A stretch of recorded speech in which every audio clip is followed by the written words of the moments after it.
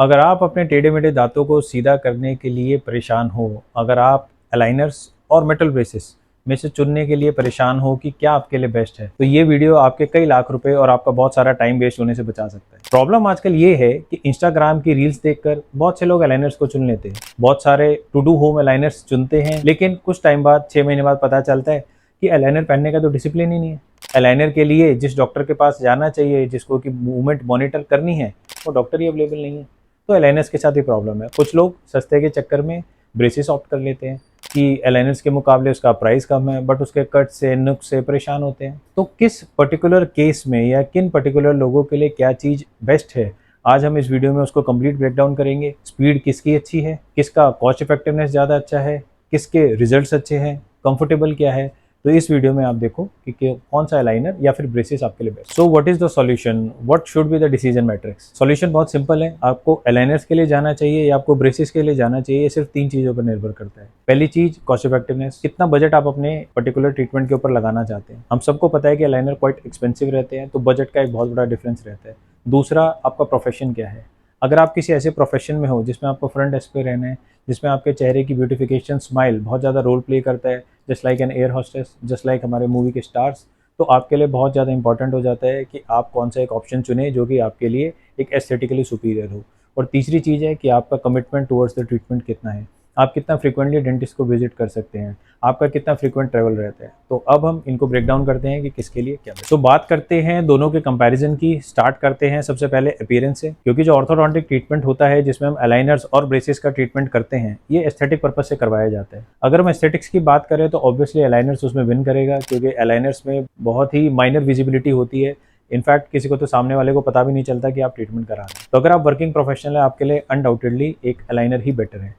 Metal braces का एक बहुत क्लीन लुक रहता है, बट कहीं ना कहीं एक एस्थेटिक उसका एक ड्रॉबैक है। तो अगर आप स्कूल में हैं या फिर कॉलेज में हैं, समहाउ अगर पेरेंट्स आपके डिसीजन मेकिंग में हेल्प कर सकते हैं या उनका एक बड़ा रोल है, तो मेटल ब्रेसेस के साथ आप जा सकते हैं। बट अगर आप जॉब प्रोफेशन में आ गए हैं और कहीं ऐसी जगह है या सून ब्राइट टू बी, तो उनके लिए आप अलाइनर्स वगैरह ही ऑप्ट कर पाएंगे, क्योंकि मेटल ब्रेसेस का ट्रेडिशनली एक बहुत ही प्लीजिंग लुक नहीं होता है। दूसरी चीज़ की अगर हम बात करें कि कंफर्टेबल ज़्यादा क्या है, अलाइनर हो चाहे मेटल ब्रेसेस हो, दोनों जब मूवमेंट करते हैं तो थोड़ा बहुत पेशेंट को फील होता है। जैसे टूथ एक जगह से दूसरी जगह जाएगा, बॉडी उसमें कंपनसेट करने की कोशिश करती है, बॉडी प्रोटेक्ट करने की कोशिश करती है, तो माइल्ड पेन दोनों में है। Although it has been said कि अलाइनर में वो पेन कम होता है, बट जब अलाइनर इनिशियली लगाया जाता है तो एक बहुत टाइटनेस फील होती है, जो कि that can be equal to the first setting of the braces. तो अगर आप बात करो कंफर्टेबल, तो इनिशियल डेज में दोनों बराबर है, बट लेटर ऑन अगर आप बात करोगे तो अलाइनर्स में कहीं ना कहीं कंफर्ट ज़्यादा है। मेटल बेसिस में होता क्या है कि वायर्स कहीं ना कहीं होती है, जो कि कभी कभी कट लगता है, उसकी वजह से पेशेंट परेशान होता है।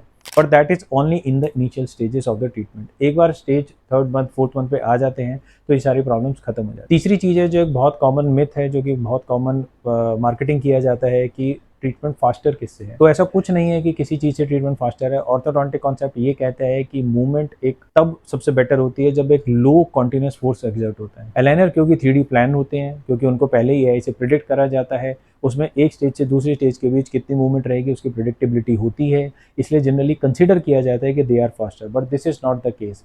अगर आप अलाइनर और मेटल ब्रेसेस की बात करोगे, दोनों में लगभग सेम टाइम लगता है। इनफैक्ट अगर हम दोनों को बिल्कुल स्ट्रिक्ट कंपैरिजन पे आएंगे तो मेटल ब्रेसेस में कहीं ना कहीं कम लगता है। Metal basis में you have more control, you can go for a faster kind of treatment because of the maintenance of that force. Aligner में अगर कहीं भी मिस हो जाता है कोई मूवमेंट, तो उसके बाद उसको ट्रैक करना दोबारा से पीछे स्टेज में जाने की वजह से वो थोड़ा स्लो होता है। तो ये तो थे कुछ जनरल पैरामीटर्स जिसके बेस पे आप अलाइनर्स को और ब्रेसेस को कंपेयर कर सकते हो। अब कुछ 3 पैरामीटर्स मैं आपको ऐसे बताना चाहता हूँ जो कि बहुत ज़्यादा क्रिटिकल है। सबसे पहले तो पेशेंट का डिसिप्लिन। पेशेंट का डिसिप्लिन बहुत बड़ा रोल प्ले करता है अगर आप अलाइनर थेरेपी के साथ जा रहे हो। मेटल ब्रेसेस एक बार लगाए तो पेशेंट क्या वो फिक्स्ड है, अब पेशेंट चाह के भी उसे हटा नहीं सकता है, तो मूवमेंट गोज ऑन। उसमें सिर्फ ब्रेकेज का कुछ कभी कभी ब्रैकेट्स रिमूव होते हैं, जो कि बहुत कम होते हैं। अगर मैं बात करूँ 100% ऑफ द पेशेंट्स में तो 1 या 2% में होता है। बट अलाइनर्स में we are totally dependent upon the patients compliance. अगर पेशेंट 20 से 22 घंटे उसे नहीं पहनता है तो डिजायर्ड रिजल्ट्स नहीं मिलेंगे। तो हमें पेशेंट की कॉम्प्लायंस के ऊपर बहुत ज़्यादा निर्भर रहना पड़ता है।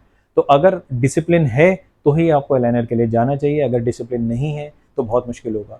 इसकी अगर हम बात करें कि कोई ग्रोइंग ईयर्स में बच्चा है जो कि बहुत नोटोरियस है, उस केस में अगर आप अलाइनर लगाओगे और वो उसको पहनेगा ही नहीं, तो चाहे कितनी अच्छी कंपनी हो, भले ही इनविजिलाइन हो, रिजल्ट्स नहीं आएंगे। तो ये एक बहुत बड़ा फैक्टर हमारा जुड़ जाता है सिलेक्शन में कि आपको अलाइनर के लिए जाना चाहिए या फिर ब्रेसेस। एक और बहुत बड़ा फैक्टर जो being a dentist, being an orthodontist, जो मैं कंसिडर करता हूँ वो ये है कि केस की कॉम्प्लेक्सिटी क्या है। अलाइनर्स बहुत अच्छे हैं, दिखते कम है, सब कुछ एस्थेटिक अपील है उनकी, बट कॉम्प्लेक्स केसेस में अलाइनर्स आर नॉट इफेक्टिव। अगर बहुत सीवियर क्राउडिंग है, अगर बहुत सीवियर क्लास 2 का केस है जिसको कि हम ओवरजेट सुनते हैं, किसी के दांत बहुत ज़्यादा बाहर है, या सीवियर डीप बाइट है कि वर्टिकली ऊपर नीचे के दांत एक दूसरे को ओवरलैप करते हैं, या फिर कोई स्केलेटल मतलब बोन से रिलेटेड कोई प्रॉब्लम है, उस केस में अलाइनर्स आर नॉट इफेक्टिव। उस केस में braces he is the only option, उसकी इफेक्टिवनेस ज़्यादा है। तो अगर मैं एक ब्रॉड स्पेक्ट्रम में बात करूँ, braces is for every kind of case, but aligner is for generally mild to moderate case. India में पॉपुलेशन में जब आप बात करते हो तो एक बहुत बड़ा रोल प्ले रहता है कॉस्ट का। अगर हम कॉस्ट की बात करें तो मेटल ब्रेसेस अगर आप एक नॉर्मल केस के साथ स्टार्ट करें, क्योंकि केस कितने दिन चलने वाला है, उसमें क्या क्या मटेरियल यूज़ होने वाला है, उस पर डिपेंड करता है।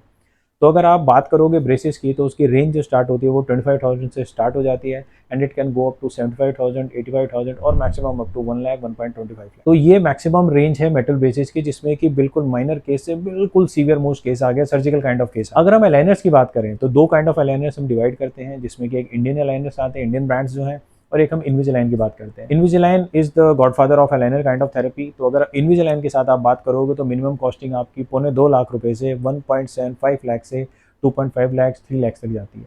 अगर आप यही इंडियन ब्रांड्स के साथ जाओगे तो इसमें कॉस्टिंग आपकी 1 लाख टू 2 लाख 2.5 लाख के आसपास जाती है।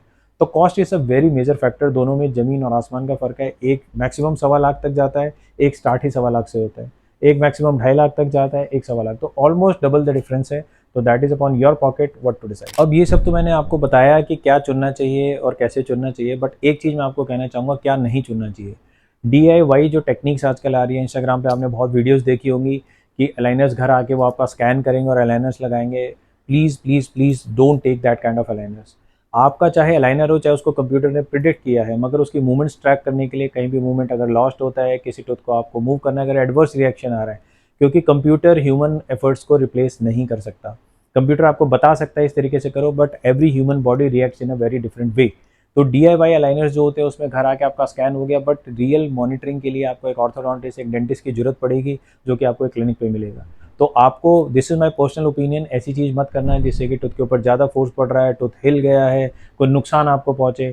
Always prefer treatment from that place जहाँ पे आपको पता है कि डेंटिस्ट स्टेबल है और कई साल तक यहाँ पे प्रैक्टिस करने वाले हैं।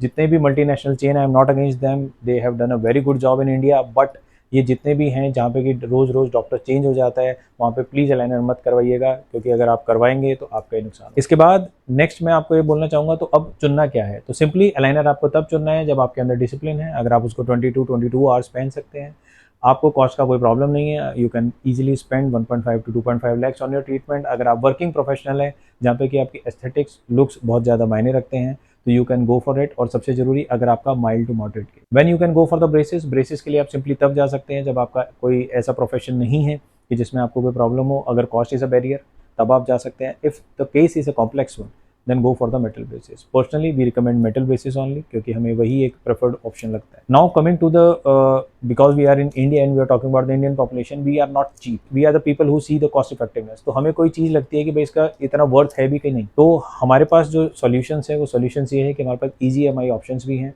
बजाज फिनसर्व के साथ हमारा टाई अप है, जिसमें कि आपका easy without any interest on you, 0 down payment पे आपका ट्रीटमेंट आप स्टार्ट करा सकते हैं और उसको इंस्टॉलमेंट्स में आप इजीली पे कर सकते हैं। सो एक समरी, अगर आपको अपना ट्रीटमेंट कराना है तो अपने नज़दीकी क्लिनिक पे जाएं, अपने डेंटिस्ट से, अपने ऑर्थोडोंटिस्ट से मिलें, अपना इंप्रेशंस कराएं, अपने स्कैन्स कराएं, अपना एक एक्सरे कराएं, और उसके बाद आपके जो केस है उसको डिस्कस करो, उसकी प्राइसिंग डिस्कस करो, उसका टाइम ड्यूरेशन डिस्कस करो, कॉम्प्लेक्सिटीज डिस्कस करो, अपनी लिमिटेशंस डिस्कस करो, क्योंकि हर किसी का एक अलग तरीका होता है, हर किसी की अलग फूड हैबिट्स होती है, हर किसी का डॉक्टर को विजिट करने का जो टाइम पीरियड है वो एक अलग होता है।